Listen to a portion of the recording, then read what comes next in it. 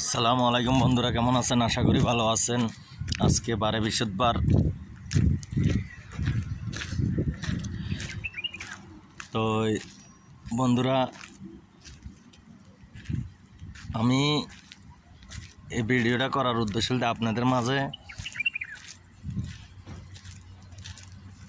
আসলে একটা কথা হইলে কি জানেন, যারে বেশি দেখবেন সে মানে কি কষ্ট দিতে চায়। তো আর আমার পাশে যে গাড়িটা দেখতেছেন, এই যে টাঙ্কিওয়ালা গাড়িটা, এটা কিসের গাড়ি জানেন? গাড়িটা হয়েছে যে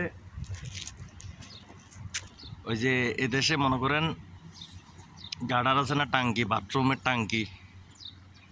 হাম্মাম করলে তো অনেকে বুঝবেন, অনেকে বুঝতেন নয়, এই কারণে হাম্মাম কইতেছি না। বাথরুমের টাঙ্কি সাফ করে মানে ওইটার ওই গাড়ি এগুলা দিই, মানে টাঙ্কির ভিতরে পাইপ লাগাইলে ইঞ্জিলে টানিয়ে সব কাঁচরা ময়লা সব উপরে উঠা আলায়।